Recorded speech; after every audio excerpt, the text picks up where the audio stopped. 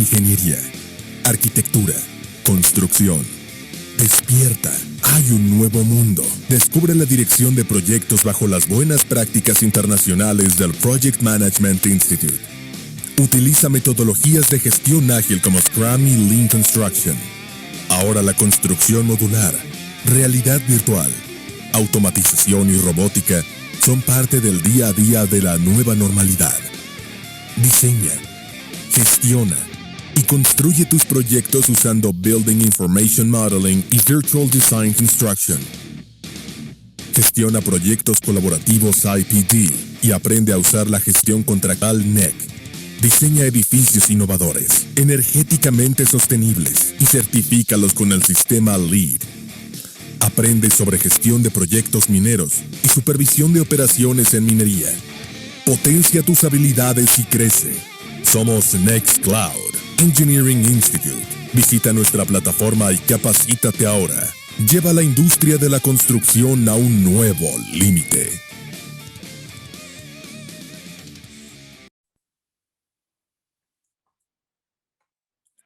Buenas noches, mi nombre es Judith Olivera y soy parte del equipo de Nextcloud. Les doy la bienvenida a todas las personas que nos ven hoy.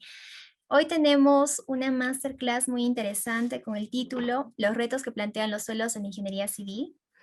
Y tenemos que está a cargo de un ingeniero que ha trabajado en bastantes obras en esta especialidad. Y bueno, él es ingeniero de la Universidad Nacional San Antonio del Cusco. Es parte del Comité Científico de Prevención y Mitigación de Desastres. Tiene maestría en Ciencias, Convención y Geotecnia en la Universidad Nacional de Ingeniería. Tiene una maestría en Diseño, Construcción y Mantenimiento de Carreteras en la Universidad a Distancia de Madrid. Además es consultor técnico en geotecnia, consultor de riesgos patrimoniales para el sector asegurador. También tiene la vocación de investigador, es decir, que él está en constante capacitación y con las últimas tendencias en lo que es ingeniería civil y las últimas aplicaciones. También ha tenido experiencia en obras viales, en planificación hasta ejecución de estos, pasando por empresas de Concar, ¿no? Graña y Montero y COSAPI. Y bueno, les comento también que ustedes pueden hacer sus consultas y preguntas a lo largo de toda la exposición. Y sin más, le doy la bienvenida al ingeniero Jorge. Bienvenido. Por favor, Jorge, puedes comenzar. Perfecto. Muchas gracias. Voy a compartir de una vez mi pantalla. Primeramente agradecer la oportunidad a Nextcloud Engineering Institute por la oportunidad de compartir un poco, digamos, la experiencia en tema de los suelos, básicamente, que es donde tengo experiencia y donde también he tenido mucha inquietud a lo largo de mi carrera y es, digamos, donde he podido profundizar un poco más los conocimientos. Entonces, la intención de hoy día es poder compartir con ustedes algunos desafíos, que lo hemos puesto como unos retos que se nos presentan al momento de plantear y ejecutar un proyecto de infraestructura. Entonces, la charla tiene el objetivo de poder ver cuando nosotros realizamos una planificación o una ejecución de un proyecto civil o de una obra civil, definitivamente el terreno y el suelo es uno de los desafíos más importantes que tenemos en cuanto a su investigación, en cuanto a determinar algunos parámetros que necesitamos para poder cimentar o ejecutar una obra. Y digamos, el tratamiento de estos suelos recae justamente en la importancia que tenemos en los proyectos viales. Y hoy día es conversar un poco de eso, ver un poco qué retos nos dan, nos enfrentamos al momento de hacer este tipo de obras. Entonces, para eso, como menciono acá, ¿qué tipo de infraestructuras se proyecta o se va a ejecutar? Entonces, cuando hablamos de mecánica de suelos y de los suelos en general, es importante reconocer, identificar qué parámetros necesito yo saber del suelo para cada tipo de infraestructura que yo deseo proyectar o ejecutar, ¿no? Si, por ejemplo, voy a hacer una carretera, la investigación de los suelos que yo realice en este tipo de obras va a ser diferente si en cambio yo tengo que ejecutar un edificio, ¿no? O si por el contrario tengo que hacer o realizar la ejecución de un puente También los estudios van a ser distintos, van a tener otro tipo de orientación y los parámetros que busquemos del suelo, ya sean parámetros para caracterizar el suelo como tal, físicamente, o para caracterizarlo mecánicamente, van a tener distintos criterios y distintas orientaciones, ¿no? Lo mismo sucede si yo desearía ejecutar, por ejemplo, una presa. El tratamiento que voy a tener y la investigación geotécnica va a ser distinta, ¿no? Al igual que un túnel o otro tipo de obra.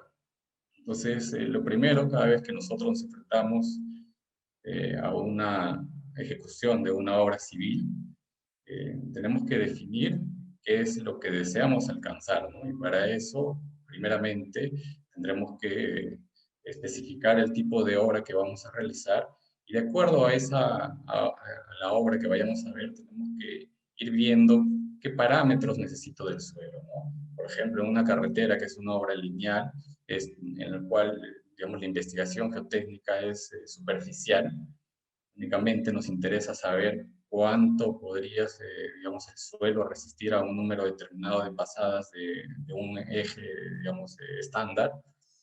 En cambio, en un edificio, lo que queremos saber es si el suelo donde vamos a colocar el edificio tiene una capacidad suficiente para justamente resistir esas cargas que se va a transmitir sin que el suelo llegue a fallar. Además, si va a ser capaz de tener un asentamiento tal que no me perjudique estructuralmente el edificio ni tampoco funcionalmente. En un puente de la misma manera, ¿no? Tendré que investigar los suelos también para determinar si este suelo es competente de soportar la carga de un puente. También ver digamos, otros desafíos en este caso, como es el río que tenemos, la erosión que pueden sufrir los suelos producto del aumento, del incremento del caudal de los ríos. Es algo que también tenemos que considerar, ¿no?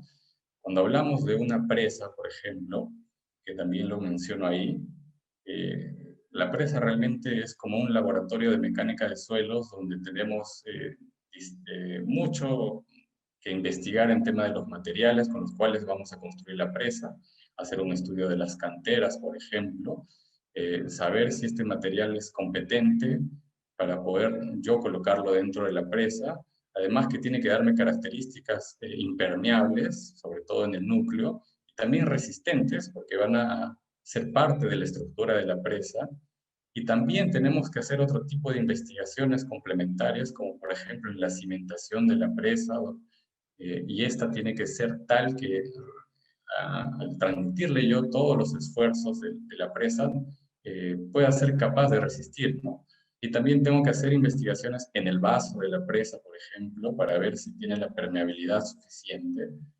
En los túneles también, ¿no? El tratamiento es distinto, ¿no? Habría que hacer tal vez ensayos más de mecánica de rocas, por ejemplo, para saber la calidad de la roca, la resistencia que tiene esta, las fisuras, las fallas que puedan haber.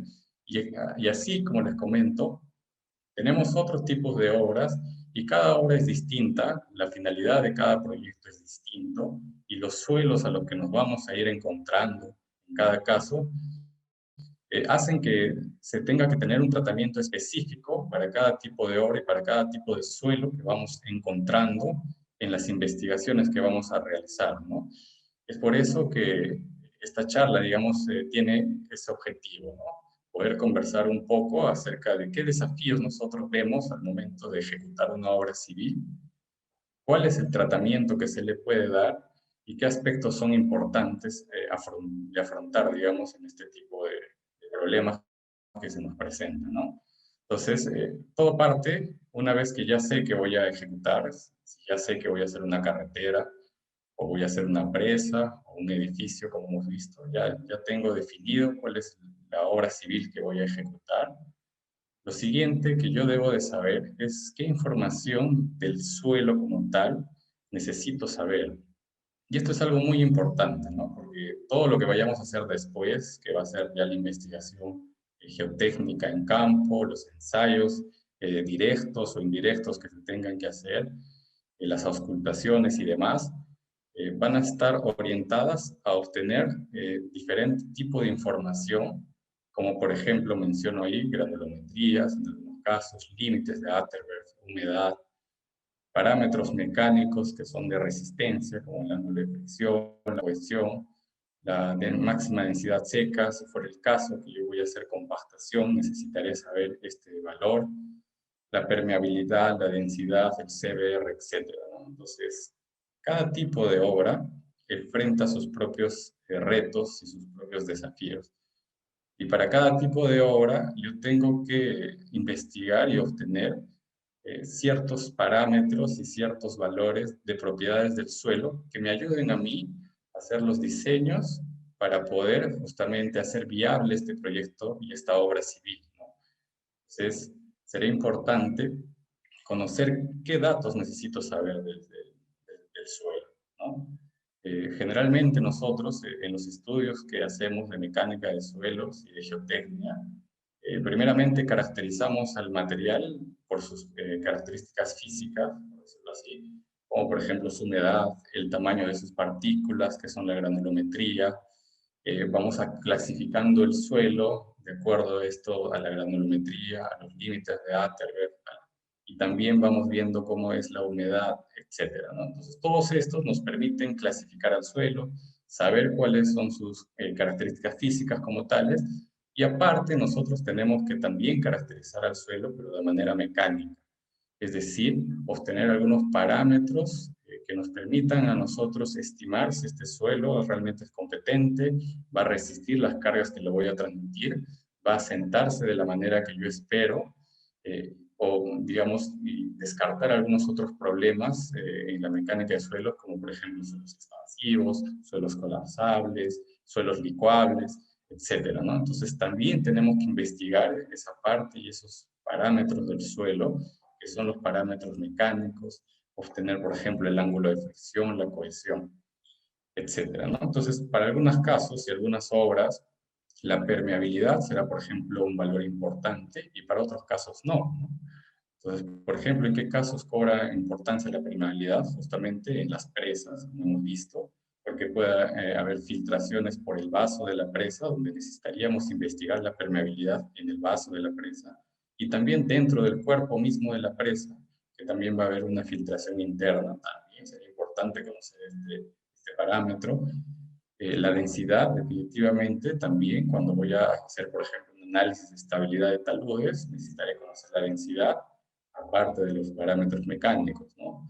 El CBR, por ejemplo, también si estoy haciendo un análisis de una carretera y viendo justamente la subbase o la base, tendré que investigar ese parámetro, ¿no? Entonces, lo que quiero resumir en esta parte es que cada tipo de obra nos va a representar ciertas exigencias y nosotros debemos de saber qué parámetros necesitamos conocer del suelo para ese determinado tipo de obra, ¿no? En algunas obras lo más importante será el CBR, como se ha mencionado, en otras puede ser la permeabilidad, en otro tipo de obras serán los parámetros mecánicos y en otros tal vez las características físicas del suelo, ¿no? Entonces, una vez que nosotros hayamos identificado qué valores, qué parámetros necesito yo obtener del suelo, puedo recién hacer mi investigación geotécnica, puedo yo ir al mismo terreno donde vamos a ejecutar el proyecto y hacer ahí la investigación con el objetivo de obtener esos parámetros que yo ya he definido que necesito para poder ejecutar la obra, ¿no? Entonces, podría optar por recopilar información, por ejemplo, que es algo, por ejemplo, que se tiene que hacer siempre, buscar, por ejemplo, estudios previos de la zona donde yo voy a ejecutar la obra, porque ciertamente los suelos que son colindantes, digamos, a la obra, van a tener cierta similitud, ¿no? No obstante, hay siempre esa incertidumbre de si realmente el suelo es homogéneo en un área determinada, si puede variar los parámetros también. No obstante, siempre es bueno recurrir a estos estudios previos que ya nos pueden ir dando información de granulometrías, de tipos de suelo que pueden haber, del nivel freático, por ejemplo. Entonces, esos estudios nos pueden ayudar a obtener esa información. Las fotografías son una ayuda muy importante. Ahora, digamos que ya estamos en una era de mucho uso de la tecnología, el Google Earth, por ejemplo, se ha convertido en una herramienta muy importante, ¿no? Todo lo que vayamos a ejecutar, las zonas donde vayamos a trabajar, las podemos ver mediante esta herramienta y podemos identificar ahí aspectos importantes del suelo, ¿no? Por ejemplo, zonas de erosión, zonas cercanas a cauces o quebradas, ríos o cercanos al mar, a taludes pronunciados, etcétera, ¿no? Entonces, esa información también es una información previa que la podemos obtener por estas vistas satelitales, nos dan información importante para ya, una vez que vayamos a hacer la investigación geotécnica como tal, podamos ir con una idea clara de qué es lo que podemos encontrar ahí, ¿no? Los mapas también, ¿no?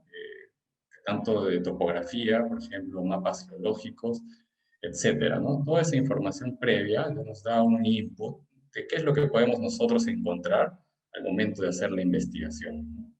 Y luego ya directamente podemos hacer, mediante una exploración directa o una exploración indirecta, recopilar también información importante del terreno, ¿no? Que esta después va a ser procesada y, digamos, complementada en laboratorio para obtener estos parámetros.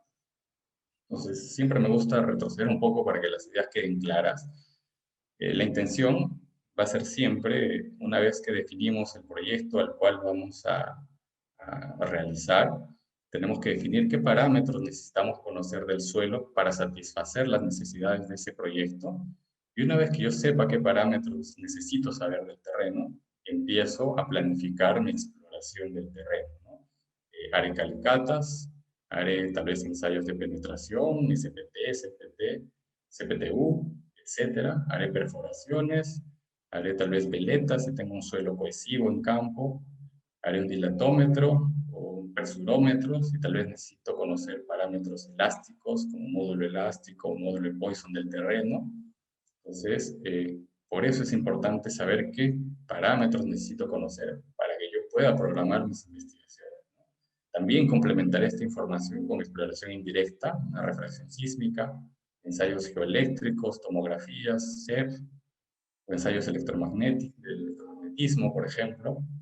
Entonces, estos complementarán la información, nos permitirán de manera más rápida, tal vez, hacer un levantamiento del terreno, ver también las formaciones que puedan existir, y tendremos información más rápida mediante una exploración indirecta, y complementaremos definitivamente esta con exploraciones directas, ya para obtener muestras del terreno. Entonces, de la exploración, yo lo que obtengo ya es información de la estratigrafía, del suelo como tal, pero obtengo información también en muestras, ya sean alteradas o inalteradas, las cuales tengo que llevar justamente al laboratorio para terminar de caracterizar el suelo, ¿no? Entonces haré ensayos ahí de granulometría, de humedad, de límites de Atterberg, etcétera, con la intención de saber qué tipo de suelo es el que yo me voy a enfrentar al momento de hacer la ejecución de la obra civil, ¿no? Voy a encontrarme con una grava, con una arcilla, una arena, y si es una arcilla, tendré también que definir si es expansiva, si puede ser un suelo colapsable, si puede ser un suelo, estamos dentro de una zona de licuación de suelos. Y además de eso, tendré que saber este suelo, caracterizarlo. También, digamos, tendré que caracterizar el suelo de manera mecánica, es decir, saber cuánto puede resistir este suelo para las cargas que yo le voy a aplicar en el periodo de vida útil que va a tener la obra, ¿no? Entonces necesitaré saber, por ejemplo, el ángulo de, por ejemplo, la cohesión, o el ángulo de fricción interna, o la resistencia no drenada del suelo, si es un suelo cohesivo. Y dependiendo de la obra, también haré otros ensayos, ¿no? Por ejemplo, de permeabilidad, como habíamos comentado, o puedo hacer un ensayo también de consolidación, si lo que quiero saber es el asentamiento en un suelo cohesivo, por ejemplo, también, ¿no? Entonces, todo esto que ven ustedes acá nos va a permitir conocer el terreno y va a permitirnos saber a qué nos vamos a enfrentar, con qué tipo de suelo vamos a trabajar, dónde se encuentra el nivel freático, por ejemplo. ¿Es un problema el nivel freático? ¿Necesitaremos un sistema de drenaje o no será necesario? ¿O qué alternativas necesitamos en esos casos? Entonces, Eso, digamos, parte de conocer el terreno, ¿no? Y por ejemplo, acá les he puesto algunos, ya manera también de ir viendo algunos casos puntuales que nos presentan justamente los suelos al momento de hacer obras civiles. Por ejemplo, cuando tenemos este tipo de casos en el cual es una cimentación superficial, que la intención es justamente colocar un edificio, digamos, pero tenemos un suelo blando y luego tenemos un suelo firme, ¿no? Entonces, ¿qué desafíos debemos resolver en este caso? Lo que tenemos que hacer es también evitar la falla del suelo, ¿no? Entonces, para evitar la falla del suelo, es decir, que sobrepase su capacidad admisible, su capacidad para soportar las cargas, hay que evitar que llegue a ese estado, ¿no? Y para eso tendremos que diseñar zapatas con las dimensiones adecuadas, tendremos que calcular de manera adecuada la resistencia del terreno para que las cargas que yo transmita estén dentro de un límite tolerable y no lleguen a generar efectivamente la falla del suelo, ¿no? Otro aspecto que tenemos que resolver cuando hacemos una cimentación superficial, por ejemplo, es evitar asentamientos no permitidos, ¿no? Entonces, cuando hablamos de cimentaciones, los dos criterios importantes en el momento del diseño es calcular la capacidad portante, por un lado, o sea, saber cuánto va a resistir el suelo, y por otro lado, estimar los asentamientos, ¿no? Y que este asentamiento que se produzca por el edificio, digamos, sea tal que se encuentre dentro de un valor permitido, ¿no? Permisible, que no me genere daños estructurales, tampoco que me genere pérdida de la funcionalidad del edificio, ¿no? O sea, que en algún momento llegue a sentarse tanto, que sea tal vez ya dificultoso ingresar al edificio o al sótano, etcétera, ¿no? Entonces puede perder su funcionalidad. Entonces nosotros tenemos que resolver este problema, ¿no? Yo no puedo cimentar sobre un suelo blando, o si cimento sobre un suelo blando, definitivamente voy a tener asentamientos elevados, ¿no? Lo cual pueden hacer que efectivamente existan daños estructurales o pérdida de funcionalidad, ¿no? Entonces, la solución en este caso es estudiar este tipo de suelos, definir cuál es el espesor del suelo blando y transmitir las cargas a un suelo firme, ¿no? Que se encuentre tal vez debajo de este, ¿no? Y esta es una de las soluciones que se le podría dar, ¿no? El suelo blando también puede ser reemplazado por otro material que se pueda hacer más competente, o puede mejorarse sus propiedades mediante algún método de mejoramiento de este tipo de suelo, ¿no? Como dijimos, la intención es evitar daños en la estructura y también evitar que pierda la funcionalidad del edificio. Que hay otro problema que se nos presenta también en ingeniería civil, es que hacemos, digamos, cuando el suelo blando tiene un espesor ya más considerable, ¿no? Y igual tengo que colocar un edificio sobre un suelo blando. Entonces, ese es el desafío, ¿no? ¿Cómo vamos a cimentar en un suelo blando?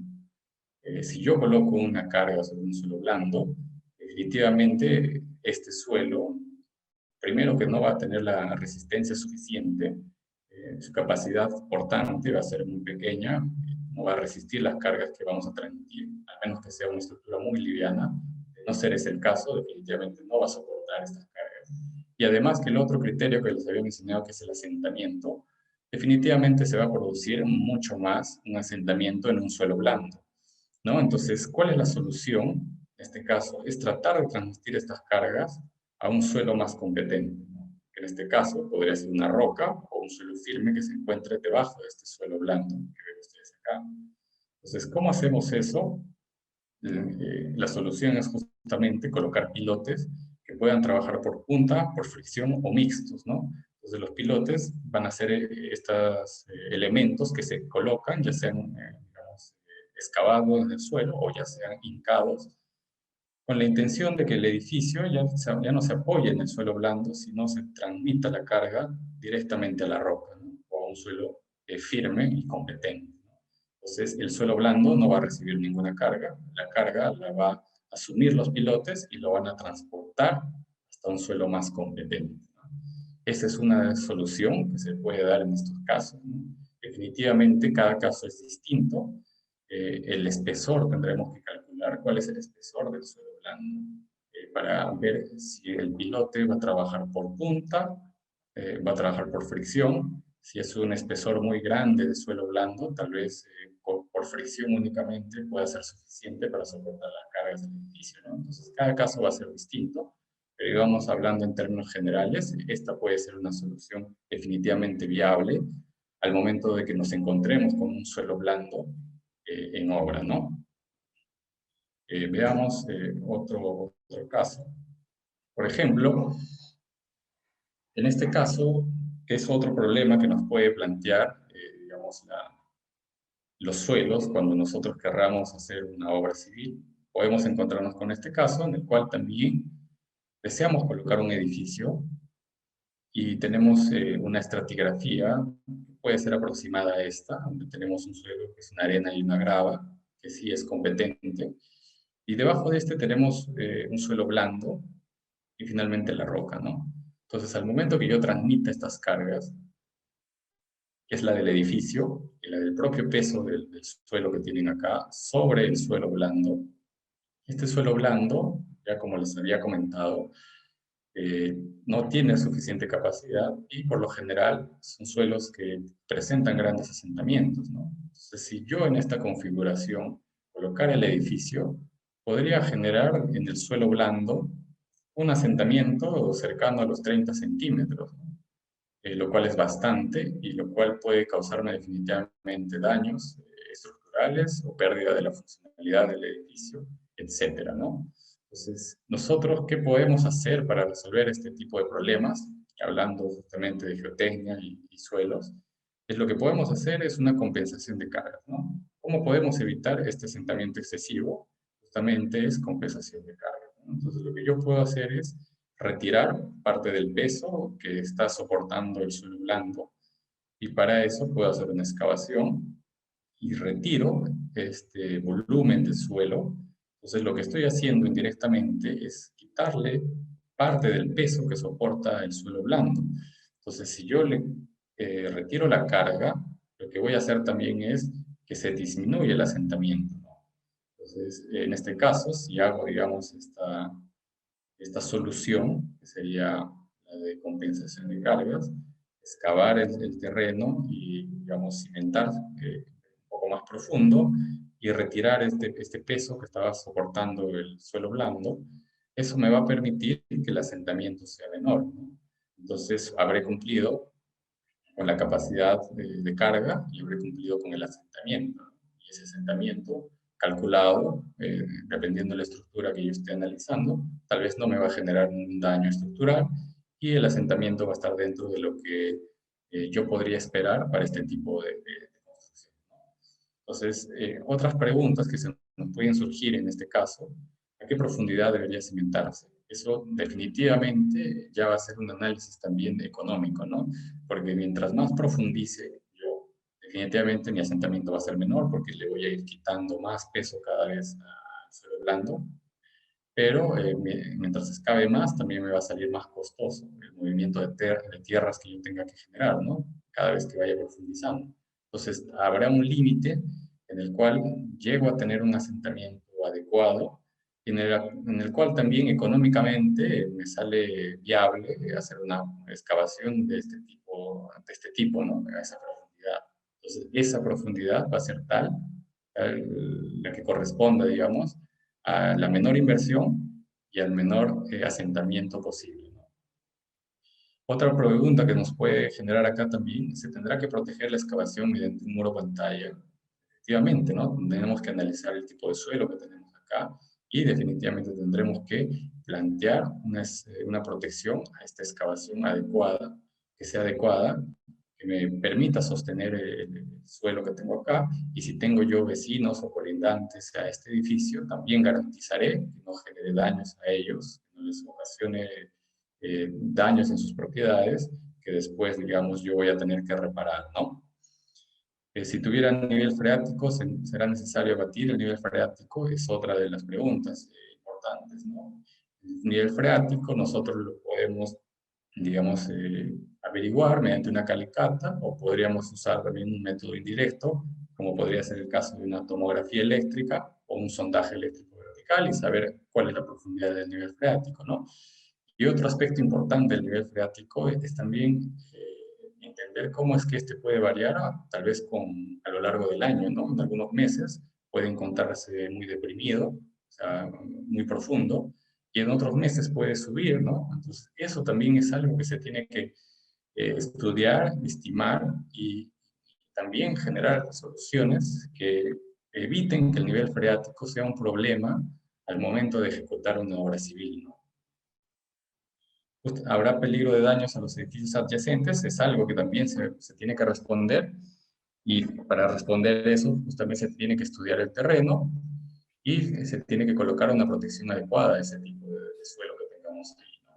¿Cuál será la capacidad admisible del terreno? Para poder yo saber cuál es la capacidad admisible, lo que tengo que conocer del terreno es sus parámetros mecánicos, ¿no? La cohesión, la fricción. Eso, ¿cómo lo obtengo? Lo puedo obtener directamente en campo mediante un ensayo de corte directo in situ, por ejemplo, si lo amerita. O puedo hacer, si es un suelo cohesivo, un ensayo de veleta directamente en campo. Puedo obtener ahí la cohesión. O puedo tal vez correlacionarlo si es que utilizaría un SPT, por ejemplo.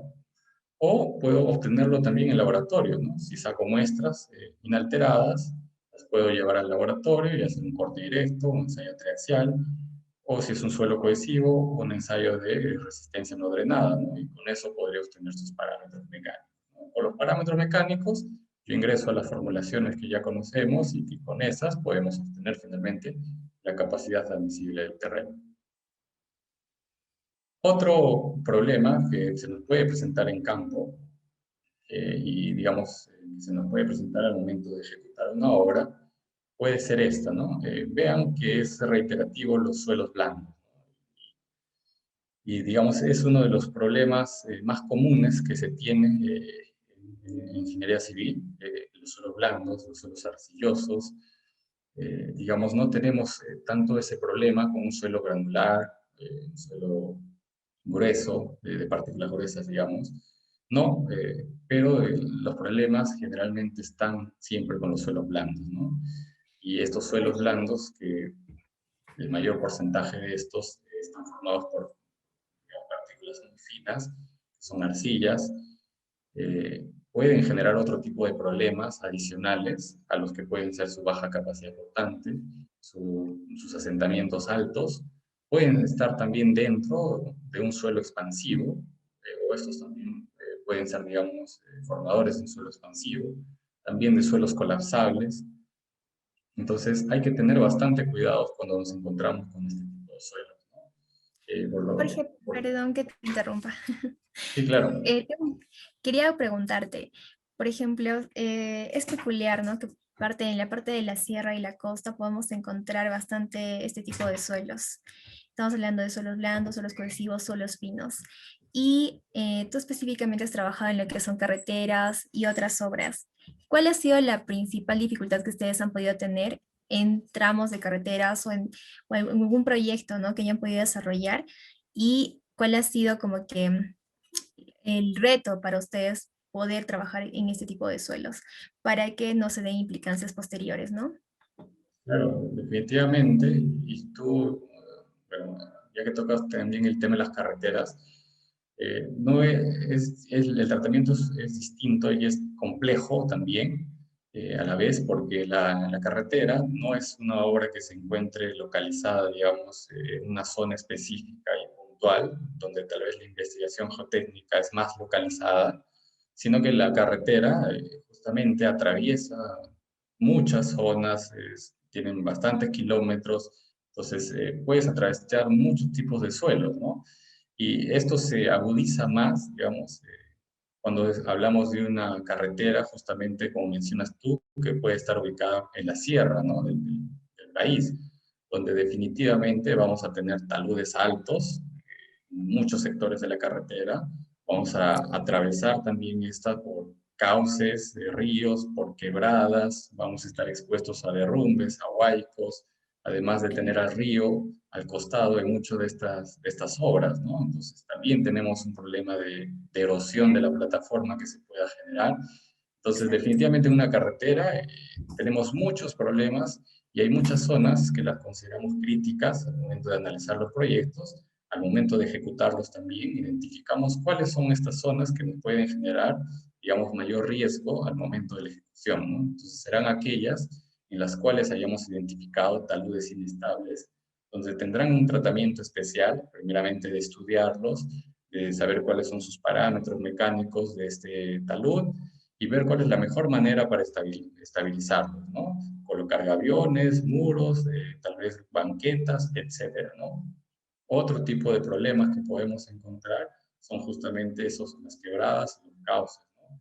Que pueden ser zonas en las cuales se generen huaicos, se generen también deslizamientos. Entonces, estas zonas van a tener también que tener un diseño adecuado y también un mantenimiento adecuado de limpieza de cauces, por ejemplo, que permitan que cuando haya una época de lluvias o unas avenidas máximas, estos cauces se encuentren limpios y permitan, digamos, que estos fluidos puedan transitar por ellos y no generen mayores problemas, ¿no? Y lo mismo sucede también cuando analizamos el río, ¿no? Va a haber zonas de la carretera, por ejemplo, en las cuales vamos a estar más expuestos por la misma forma que tiene el río, por las curvaturas que pueden generar. Vamos a identificar zonas en las cuales vamos a estar propensos o con el riesgo de que el río pueda erosionar estas partes, ¿no? En esos casos tendremos que también plantear obras de protección adecuadas, ¿no? Como espigones, también pueden ser gaviones, muros, etcétera, ¿no? Y digamos, en mi experiencia, hemos pasado por todo este tipo de problemas, digamos, y que cada uno, como te menciono, tienen tratamientos distintos y lo importante es identificarlos, ¿no? Lo importante es que no nos sorprenda uno de estos, digamos, problemas, sino que nosotros identifiquemos cuáles son estas zonas críticas dentro de cada proyecto, ¿no? Y para cada una de estas las evaluemos y generemos obras de protección y mejoramiento, digamos, en estos puntos, justamente para evitar que puedan existir daños futuros, ¿no? Entonces, ahí más o menos respondiendo a tu pregunta. Y lo que les comentaba, y tú también empezaste con esa introducción acerca de los suelos blandos, que efectivamente hay bastantes en la sierra y también en la selva del país, son los suelos que nos generan más problemas, ¿no? Por su baja capacidad cortante, porque pueden asentarse de manera más rápida, porque como les había comentado también hay un mineral dentro de estos suelos arcillosos, que es la mormolimonita, que es el mineral que nos causa más problemas y está presente en suelos expansivos, o sea, aquellos suelos en los cuales con, digamos, digamos, con variaciones de humedad pueden incrementar su volumen o disminuir su volumen, ¿no? Entonces, ese proceso también nos causa daños. O suelos colapsables, que son suelos tipo pantanosos, aquellos que si tú le aplicas una carga de manera rápida, pueden cambiar su volumen, ¿no? Entonces, esos tipos de suelos son los suelos colapsables, ¿no? Entonces, y están presentes generalmente en los suelos finos, suelos arcillosos, ¿no? Y este es otro tipo de problemas que tenemos, como el que ven acá, que es también cómo transmitir la carga a un suelo blando. Entonces, ¿cuál es la solución en este caso? Realizar un método de precarga. Si yo tengo un suelo blando, lo que puedo hacer es colocar un terraplén, y el terraplén lo que va a hacer, va a ejercer un peso, digamos, y un esfuerzo sobre el suelo blando, que va a hacer que este suelo poco a poco se consolide, ¿no? Es decir, que vaya disminuyendo su volumen, y al disminuir su volumen y reducir, digamos, los espacios vacíos del suelo, va a ganar en cuanto a sus propiedades mecánicas, ¿no? Va a tener una mejor resistencia. Entonces, este terraplén que se construye para hacer este tipo de solución es un terraplén provisional, ¿no? Yo lo voy a construir únicamente hasta que el suelo mejore sus propiedades, ¿no? Y una vez que ya el suelo haya mejorado, lo voy a retirar y colocaré finalmente la estructura que yo quiero colocar dentro, ¿no? Este proceso definitivamente es lento porque el suelo blando necesita liberar la presión de poros que tiene y lo hace de manera muy lenta. Entonces, podemos agilizar este proceso si colocamos drenes verticales en el suelo blando. Eso nos va, por ejemplo, a facilitar un poco la labor, ¿no?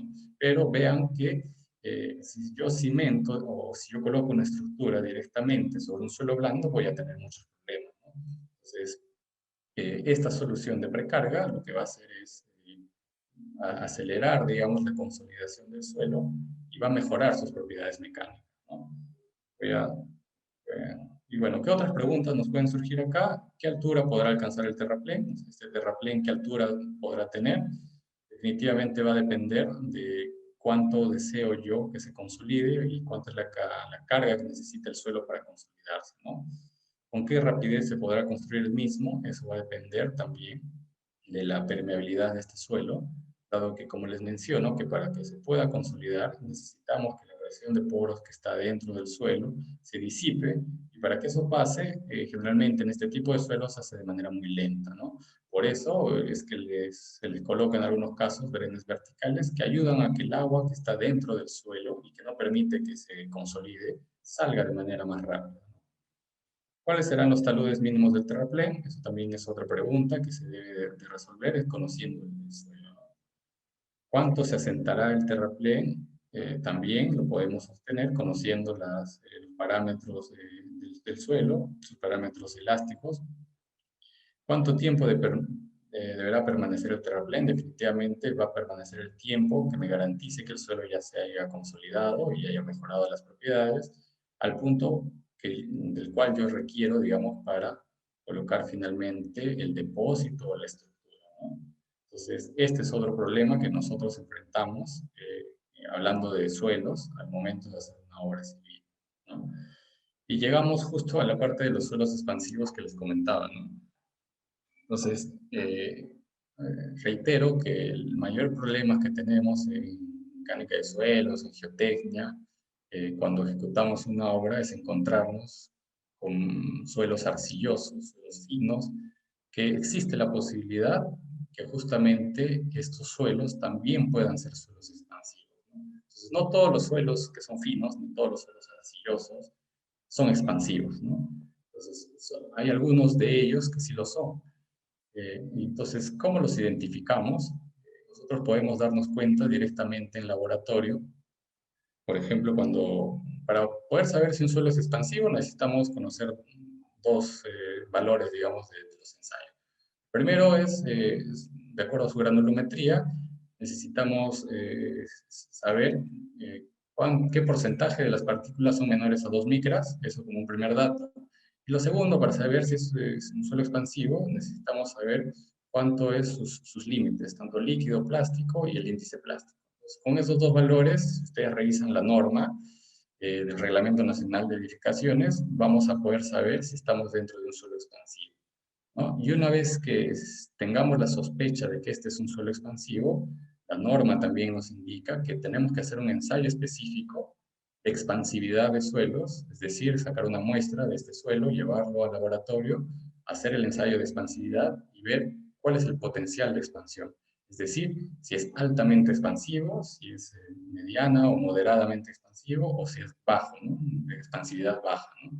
De acuerdo a eso, nosotros también justificaremos la solución que vayamos a adoptar, ¿no? Lo que nos dice la norma también es que nosotros no podemos colocar una estructura directamente sobre un suelo expansivo. Entonces, ¿qué podemos hacer? A criterio del responsable se puede reemplazar este suelo, es decir, retirar todo el suelo expansivo y colocar un suelo de mejor características, lo cual en algunos casos no va a ser económicamente viable, ¿no? Como el caso de la imagen, si es un suelo con un espesor ya considerable, el reemplazarlo definitivamente va a ser muy costoso, ¿no? En esos casos, esta podría ser otra solución, ¿no? La de colocar unos pilotes que transmitan la carga del edificio directamente a un suelo más competente y firme, ¿no? Y además, este suelo tiene que tener un espacio tal que al momento, como es expansivo, va a estar constantemente en movimiento, ¿no? Va a crecer y va a decrecer el suelo, entonces va a expandirse y va a decrecer, ¿no? Entonces, esa fluctuación que tiene el suelo puede ser perjudicial si es que nosotros colocamos la estructura directamente apoyada en este suelo, ¿no? Sobre todo en estructuras livianas, ese movimiento del suelo al expandirse puede generar daños estructurales, ¿no? Entonces tenemos que dejar, como ven acá, un bordo libre, una zona libre donde el suelo le permita expandirse y contraerse sin ningún problema, ¿no? Entonces, esta es otra solución a uno de los problemas de encontrarnos en un suelo expansivo. Entonces, vean que con ensayos simples, como el de granulometría, para obtener las partículas menores a 2 micras, y, por ejemplo, el otro ensayo de los límites de Atterberg, que son ensayos básicos, ensayos económicos y básicos del suelo. Con esos dos datos yo puedo saber si ya estoy dentro de una zona de un suelo expansivo, ¿no? Entonces, y de ahí haré un ensayo ya específico para descargar eso, ¿no? Descartar, perdón, efectivamente, si estoy en ese caso. Otro que les puedo comentar, digamos, ya cambiando de otro tema, igual viendo qué retos nos enfrenta la mecánica de suelos y los suelos en general, es cuando nosotros vamos a construir una presa, ¿no? Entonces, las presas, para los que estudiamos los suelos, para los que nos gusta la geotecnia, realmente es una obra en la cual el 100%, prácticamente todo, es geotecnia, ¿no? Entonces, todos son suelos y hay que estudiar bastante a esto, ¿no? Entonces, siempre que hablo de las presas, también yo lo menciono que es como un laboratorio de mecánica de suelos, ¿no? Porque por todo lado hablamos de suelos en las presas, ¿no? En las presas de tierra, obviamente. Entonces, acá lo que hay que estudiar, y los retos acá, es primero conocer los materiales que van a conformar la presa, ¿no? Entonces, yo tendré que hacer una selección buscando dos criterios. El criterio de la estabilidad, o sea, que sea un suelo competente, que me permita dar estabilidad a la presa, que tenga factores o, perdón, parámetros mecánicos adecuados para tener una presa estable. Y el otro criterio que tengo que buscar es la permeabilidad, que sea un suelo tal que cuando existe una filtración interna y el agua discurra, digamos, por el interior de la presa, este suelo me permita que esa velocidad del flujo sea la menor posible para evitar problemas de tubificación interna o esta pérdida de la funcionalidad de la presa o posteriormente incluso una rotura o falla de la presa, ¿no? Entonces tendré que ir buscando esos materiales y o adecuando las soluciones a los materiales existentes que tengo, digamos, cercano a la obra, ¿no? A las canteras que yo tengo cercanas a la obra, tendré que ir viendo qué materiales son los que yo dispongo, entonces qué soluciones puedo dar con estos materiales, ¿no? Y luego de investigar los materiales del cuerpo de la presa, viendo esas propiedades, tengo que también definir cómo las voy a colocar y mediante qué métodos de compactación voy a colocarlos en la presa, ¿no? En la obra. Entonces, todos esos parten también del laboratorio, de un estudio previo en laboratorio, de hacer ensayos, de hacer ensayos de compactación, en la medida de los casos en los que sea posible hacerlos ahí. Y luego esto transmitirlos al momento de la construcción, ya con equipos especializados que me garanticen que se llegue a la máxima densidad seca del diseño, ¿no? Además, hay que hacer, digamos, en estos casos, investigaciones del vaso de la presa, es decir, de toda la zona en la cual va a quedar inundada por el mismo agua que va a represar. Toda esa zona tiene que garantizarnos que el agua no se infiltre por esos terrenos y no se pierda este agua, ¿no? Porque podemos tener una muy buena presa, pero si al final el agua se me discurre y se me infiltra por el vaso, la presa va a perder su funcionalidad, ¿no? No va a servir para lo que ha sido diseñado. Entonces tenemos que estudiar también la permeabilidad del vaso de la presa, hacer ahí los ensayos correspondientes para saber cuánto es la permeabilidad y o hacer trabajos de mejoramiento para que esta permeabilidad sea adecuada a la obra, ¿no? Dicho esto, también hay que investigar la cimentación, ¿no? Porque vean que nosotros vamos a transmitir una presa que puede tener 20, 50, 100 metros de altura. Imagínense los esfuerzos a los cuales va a estar sometida esta cimentación. Entonces, esta cimentación tiene que ser definitivamente competente para poder recibir esas cargas, ¿no? Y por lo general tiene que ser una roca. Entonces, yo haré también ahí investigaciones para saber la calidad de la roca, para saber su resistencia, saber si está fisurada, etcétera, ¿no? Y también, de ser necesario, tiene que garantizar la cimentación, que el agua tampoco llegue por ahí y tampoco, digamos, se pierda por esa zona, ¿no? Entonces tendremos que hacer ese tipo de investigación y trabajos tal vez complementarios que nos permitan garantizar la impermeabilidad de la cimentación, ¿no?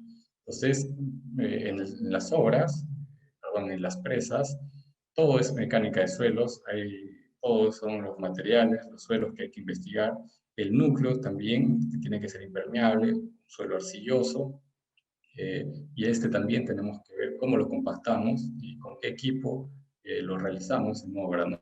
Para que llegue a la densidad que nosotros deseamos. Entonces, este es un gran reto cada vez que se ejecuta una presa, es un gran reto en geotecnia, en el estudio de las canteras, el estudio de los materiales, el estudio de la zona donde se va a colocar la presa, el estudio del vaso de la presa, como se había comentado, y también los taludes que tengamos cercanos, ¿no? Porque estos, en el caso fallara, pueden... Entonces, es un tema muy interesante cuando llegamos a hablar de presas y vean todos los puntos que se pueden tocar ahí, ¿no? Ya estoy por las últimas láminas. Este, por ejemplo, es otro de los problemas que tenemos y otro de los retos que tenemos cuando hacemos algunas obras civiles, ¿no? Por ejemplo, el tema de los taludes. Por ejemplo, dice acá, ¿qué información requiere conocer del talud para evaluar su estabilidad? Cuando vemos un talud, lo primero que nosotros nos preocupamos como ingenieros es saber si este talud es estable, ¿no? O si, digamos, nos puede presentar algún problema luego de hacer algún corte en el talud o durante la construcción de una obra, ¿no? Entonces, lo primero es evaluar su estabilidad. Para eso hay que hacer algunos ensayos para conocer algunas propiedades del terreno, como la cohesión, la fricción, su densidad, etcétera, y con eso estimar, mediante un factor de seguridad, qué tan estable es el talud, ¿no? Y será justificación eso para tal vez hacer un trabajo de estabilización, de mejoramiento, etcétera, ¿no? Cuando hacemos excavaciones, de igual manera, y hacemos este tipo de obras, nosotros también tenemos que identificar si esta excavación que yo estoy realizando es estable, ¿no? Entonces, para eso necesitaré conocer el terreno, tendré que ver, de acuerdo al tipo de suelo, si necesito darle una inclinación a la excavación y, o en otros casos, si necesito colocar algún sostenimiento estable durante la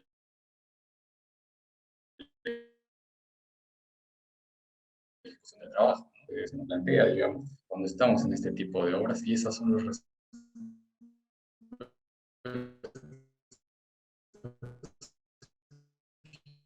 Otro caso son las, y en estos casos, es cómo podemos proteger la excavación. Es un caso muy típico y además es, digamos, muy común, ya que constantemente se están creando edificios en las ciudades, ya, digamos, el crecimiento en los últimos años ha sido masivo, edificios, digamos, en construcción y el crecimiento es vertical, ¿no? Entonces, si nosotros caminamos nomás por las calles cercanas a donde vivimos, definitivamente encontramos más de un proyecto de edificación, ¿no? Entonces, las excavaciones son muy normales y lo que se tiene que garantizar acá es justamente evitar deformaciones de la excavación, evitar asentamientos tales que puedan generar daños a los colindantes, que es muy importante. Entonces, cuando ejecutamos este tipo de obras, es importante primero hacer el acta de colindantes, es decir, visitar a nuestros vecinos, a los colindantes,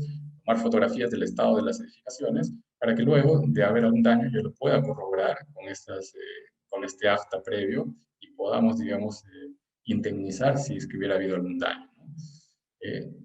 Y para evitar que suceda eso, nosotros tenemos que ejecutar un adecuado trabajo de sostenimiento, ¿no? Un muro anclado, por ejemplo, tenemos que ver qué longitud van a ser estos muros, cuál deberá ser la longitud de los anclajes, cuál es la distribución de las presiones sobre el muro, cuál es el desplazamiento que espero yo se genere y cuál es el admisible, digamos, que yo puedo tolerar para que no se me presenten daños en los colindantes. Y eso básicamente, ¿no? Entonces, este es otro problema que se ve a diario, que se ve normalmente y que debe ser bien tratado y bien cuidado, ¿no? Suelos, y es importante también hablando de esto, saber en qué tipo de suelos nosotros nos encontramos, ¿no? Eh, Hay mapas de microzonificación sísmica, no solo acá en Lima, sino en muchas de las ciudades importantes del país, que lo desarrollan también los gobiernos locales, los gobiernos regionales, y hay que y esa es parte de la información previa que uno debe conocer, ¿no? ¿Qué tipo de suelo tenemos donde vamos a ejecutar la obra, ¿no? ¿Es un suelo tipo 1, tipo 2, y es un suelo blando, pues, o estamos cerca de un talud, o vamos cerca de una zona licuable, etcétera, ¿no? Entonces, esa es información que nosotros debemos conocer y ese es un reto que se nos plantea al momento de ejecutar la obra, ¿no? Nosotros tenemos que tomar decisiones, digamos, adecuadas para solucionar ese tipo de retos y de desafíos. En carreteras, ya para terminar, hay que evaluar zonas críticas, justamente eso es lo que le comentaba también cuando intervino Judith, era que hay que evaluar estas zonas críticas, ¿no? En una carretera, saber dónde hay problemas de estabilidad de taludes, zonas de fallas, cauces quebradas, etcétera, ¿no? Selección adecuada de materiales es algo que también tenemos que hacer, estudiar bien las canteras, dado que estas sí tienen que cumplir con un CBR mínimo, entonces tendrán que ser materiales seleccionados y para eso tenemos que hacer un estudio de canteras, ¿no? En cuanto a la construcción, la colocación y la compactación en campo tiene que estar, digamos, sustentada mediante ensayos de laboratorio que me digan cuánto va a ser la máxima densidad que yo necesito tener en campo y qué equipo utilizaré para llegar a este nivel, ¿no? A este punto de compactación. También tendré que analizar el sistema de drenaje, si es necesario realizarlo, en qué zonas y cuál va a ser la solución y en qué longitud, etcétera, ¿no? Entonces ya para terminar viendo la hora, les dejo este pensamiento, simplemente esta frase, y es, digamos, un poco el resumen de la charla de hoy.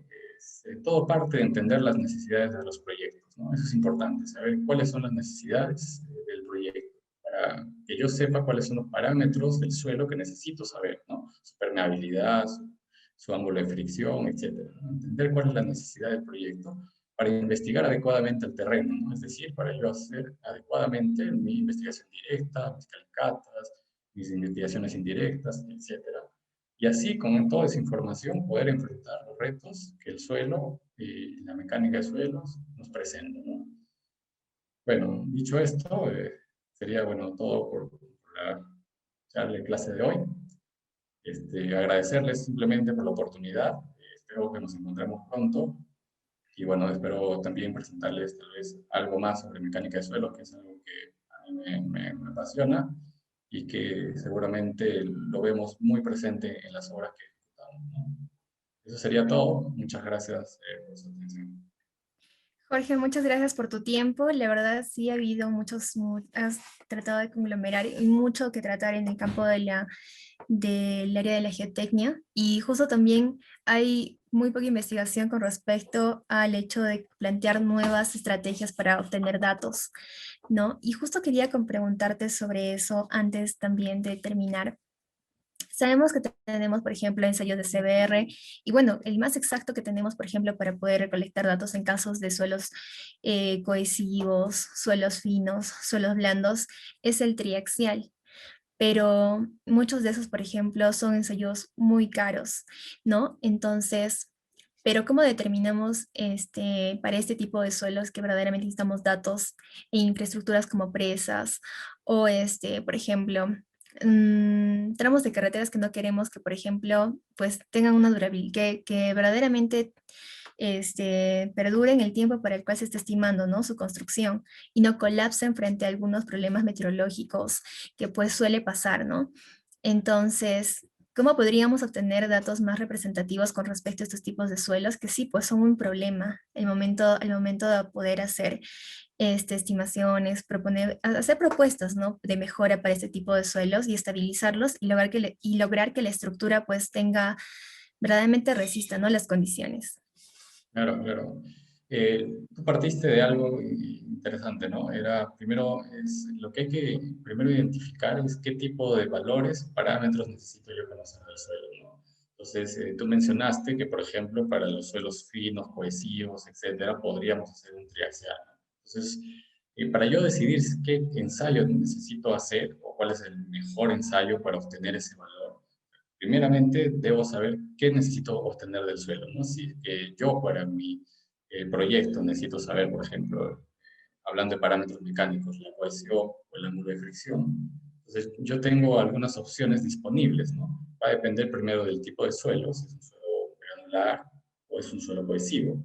Entonces, si es un suelo granular, yo puedo hacer, digamos, si lo amerita el proyecto, que es algo también importante que hay que saber, es qué proyecto voy a hacer y cuál es la magnitud de este proyecto y el nivel de riesgo que este proyecto implica, ¿no? Si es un proyecto como el que mencionas, una empresa, definitivamente no puedo escatimar. Tengo que hacer los ensayos, digamos, adecuados, competentes y los que me den los resultados más confiables. Si en cambio yo voy a hacer una obra provisional o un edificio, digamos, familiar, o que no va a ser, no es un edificio esencial, digamos, va a depender de esa importancia de la obra civil que yo voy a ejecutar para, de acuerdo a eso, ver las alternativas que tengo, ¿no? Si hablo de más importantes a menos importantes, los más importantes definitivamente serán ensayos in situ. Por ejemplo, podría plantear hacer un ensayo in situ de corte directo, que es muy costoso, pero que me va a dar el ensayo más confiable. Y probablemente eso lo haré para una obra muy importante, ¿no? Si en cambio voy bajando de importancia, puedo hacer muestras inalteradas, llevarlas al laboratorio y puedo hacer cortes directos, puedo hacer ensayos triaxiales, si es un suelo granular, y con eso también obtener los parámetros mecánicos, ¿no? Si es un suelo cohesivo, yo en campo directamente puedo usar el ensayo de veleta y obtener la resistencia no drenada, lo cual me va a dar la cohesión, ¿no? Que es el parámetro mecánico del suelo cohesivo. Si no, eso sería el más importante y representativo. El segundo, para un suelo cohesivo, podría ser también una muestra inalterada, llevarlo al laboratorio, hacer un ensayo de compresión simple, que sigamos yendo en escala para proyectos que no tengan esa relevancia, podremos también hacer ensayos y correlaciones indirectas mediante el SPT, por ejemplo, mediante el CPT, tanto en suelos granulares como en suelos cohesivos o finos, ¿no? Y finalmente, ya para obras que son provisionales, etcétera, podré utilizar información de proyectos o estudios cercanos, etcétera, ¿no? Entonces, para responder tu pregunta y a manera de resumen, los ensayos van a depender de qué parámetros quiero obtener y de la importancia de las obras que voy a ejecutar, ¿no? Entonces, hay ensayos que son más costosos, como mencionas tú, pero que nos van a dar información más confiable y estos serán justamente para que sean utilizados en obras de gran importancia, ¿no? Y en el resto tenemos algunas alternativas en las cuales podemos jugar, ¿no? Con ensayos in situ o muestras o ensayos en laboratorio, ¿no? Ese debería ser el criterio. Jorge, con respecto a lo que son los trabajos en presas, por ejemplo, tengo conocimiento de que hubo construcciones en las que, por ejemplo, se encontró material kárstico en lo que es en el vaso de la presa. Y posteriormente, pues también se ha encontrado en lo que es la cimentación, ¿no? De la presa. Estamos hablando de una infraestructura que se ha diseñado, que se han hecho estudios previos, pero al momento ya de poner en operatividad estas construcciones, pues han visto estos tipos de problemáticas, ¿no? ¿Cuáles serían, por ejemplo, las soluciones a este tipo de inconveniente? Y bueno, que sí generan un sobrecosto al proyecto inicial. Sí, claro. O sea, cuando hablas tú de, por ejemplo, de estos materiales kársticos, hay que entender que estos pueden alterarse con la presencia del agua, ¿no? Son algunos materiales que pueden ser solubles cuando estén en presencia de agua. Entonces, lo que vamos a tener ahí van a ser también, van a estar dentro de unos suelos colapsables, porque el cambio de volumen que van a presentar estos suelos, el cambio de su resistencia, va a ser tal que al momento de que se enfrenten al agua, digamos, y se saturen, etcétera, van a cambiar su volumen de manera drástica, lo cual va a generar un colapso en esa zona, ¿no? Entonces, si yo tengo ese problema en el vaso de la presa, como mencionas tú, lo primero será saber qué magnitud es este problema, ¿no? Si es esta zona kárstica está, digamos, muy localizada o ya es una falla muy importante o una zona muy importante, tal vez incluso me va a hacer inviable el proyecto, ¿no? Es importante saber qué tan representativo es esta zona, porque yo cuando hago un proyecto tengo generalmente varias alternativas, ¿no? Entonces, cuando encontramos este tipo de problemas, como suelos kársticos, puede ser un factor que me lleve a mí a la inviabilidad de este proyecto, ¿no? A decidir no tomar esta opción y da esto, y no es tan generalizado y es una zona localizada, podemos mejorar este tipo de suelo y esta zona en particular con inyecciones de concreto, por ejemplo, que mejoren su resistencia y también mejora la permeabilidad en esos sectores, ¿no? Tanto si fuera en el vaso, pero si fuera,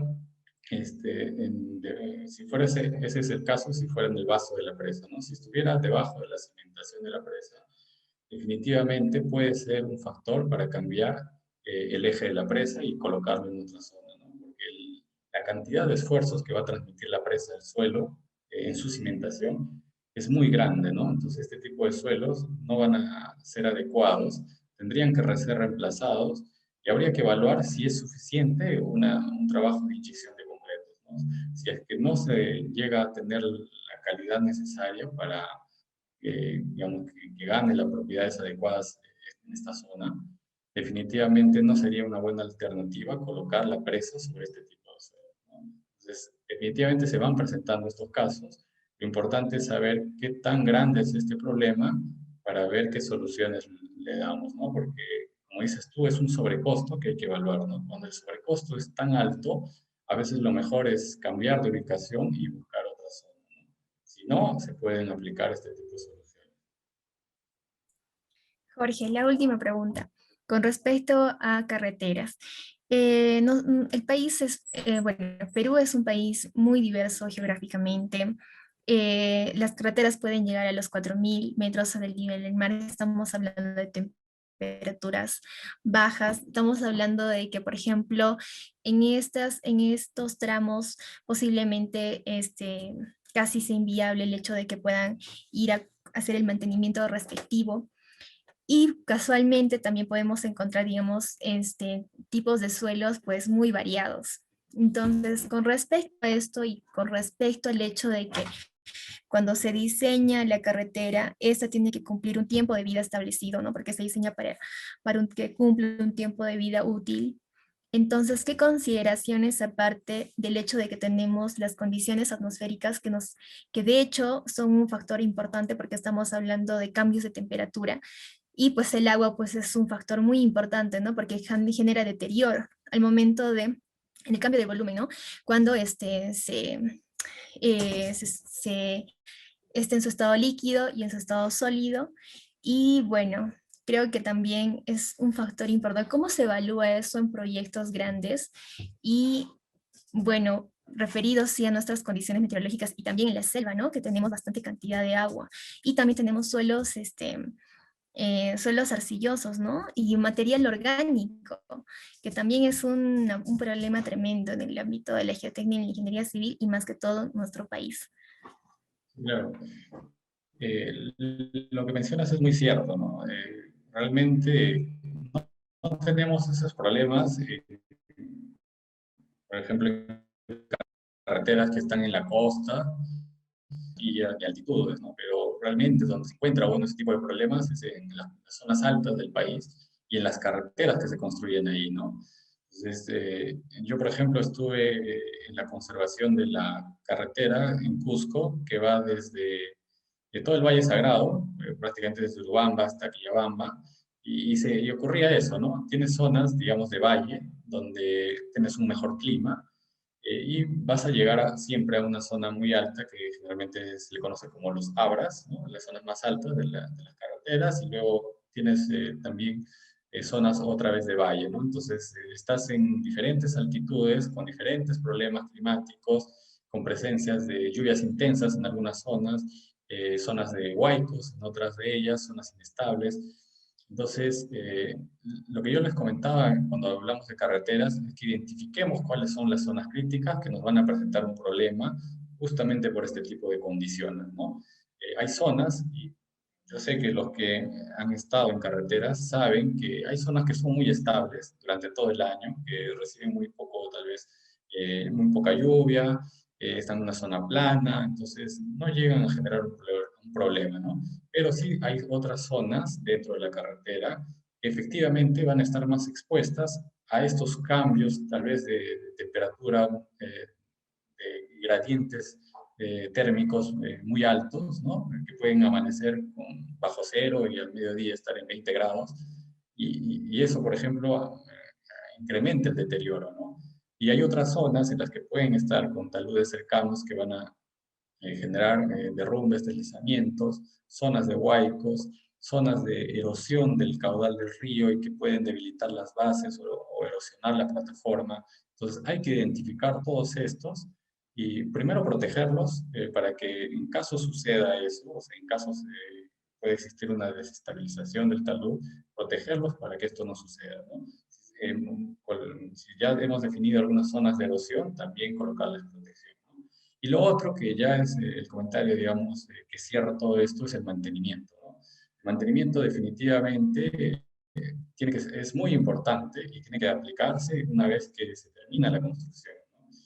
No podemos dejar que las obras estén sin mantenimiento porque van a deteriorarse definitivamente con el paso del tiempo y van a generarse fisuras, baches, etcétera, ¿no? En las carreteras. Entonces, la importancia del mantenimiento es la que va a garantizar que estas obras perduren en el tiempo y cumplan el periodo de vida para el cual han sido diseñadas, que es lo que tú también comentabas. Eso nos va a permitir el mantenimiento. Y lo otro es que si yo ya conozco que hay zonas que van a tener, digamos, mayores incrementos de temperatura o expuestas a digamos, lluvias intensas o zonas de nevadas, por ejemplo, el mantenimiento va a ser distinto y el mantenimiento tiene que ajustarse a esas realidades, ¿no? A una obra que no tiene ninguno de estos problemas, digamos, meteorológicos que mencionas tú, probablemente el mantenimiento va a ser muy simple, ¿no?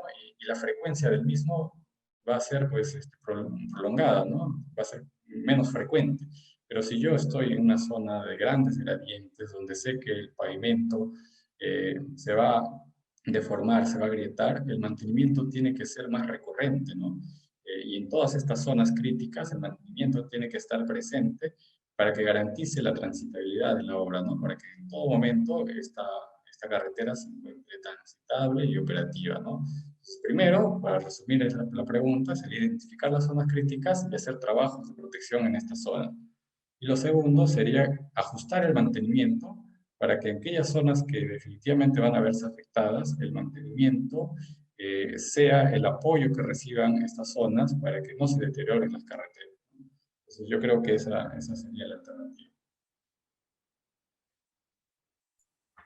Jorge, hay mucho que hablar en el área de geotecnia porque de verdad cada obra tiene sus peculiaridades y pues en cuanto a tipos de suelos, pues tenemos muchas variedades, ¿no? Entonces, espero que por favor haya una segunda parte de este curso, de esta pequeña masterclass. Y gracias, agradecerte por tu tiempo, por tu disposición. Y creo que el hecho de que nosotros también podamos aprender sobre las condiciones que tiene nuestra geografía puede ayudarnos también a poder plantear nuevas alternativas de solución. Porque en geotecnia hay mucho que investigar, hay mucho que plantear y cada suelo es pues un reto, ¿no? Y más que todo estamos en suelos finos, en suelos cohesivos, en suelos blandos. Hay mucho que hacer y mucho que proponer y también hay también tecnología que rescatar, ¿no? Con respecto a lo que han hecho pues nuestros ancestros, ¿no? Que Claro. hay mucho que ellos han planteado y pues son tecnologías que ahora se están utilizando y hay muchas cosas más que se tienen que investigar. Y creo que más adelante nos gustaría también que nos comentes algunas de las investigaciones que has desarrollado en el área de la geotecnia, porque es importante también conocer más sobre las soluciones que se plantean en este área. Y nada más, Jorge, gracias por tu tiempo, gracias a todas las personas que nos han acompañado en esta pequeña masterclass y animarles a que nos puedan seguir en todas las plataformas virtuales que tenemos en Facebook, en Instagram, y que puedan aprender, así como profesionales como Jorge, que tienen toda la disposición de querer compartir sus conocimientos. Como decíamos anteriormente con otros profesionales, lo más difícil de poder aprender en el área de la ingeniería civil es el criterio. Y el criterio uno lo aprende cuando estamos trabajando en obras, pero qué genial poder aprender ese criterio de personas que están trabajando en las diferentes áreas de la ingeniería civil. Y que bueno, que es muy variado también. Entonces, aquí tenemos un experto, Jorge, gracias, de verdad, otra vez te doy las gracias, y hasta otra oportunidad, y nuestros mejores deseos para ti, Jorge, esperamos de verdad una siguiente parte, y gracias por tu tiempo. Gracias a ustedes, gracias por la oportunidad. Ha sido un gusto y definitivamente si hay otra oportunidad, ahí vamos a estar, ¿no? Muchas gracias. Nos vemos, Jorge. Gracias a todos. Chicos, nos estamos conectando posteriormente en otras de nuestras masterclass. Nos vemos, cuídense mucho. Hasta otra oportunidad.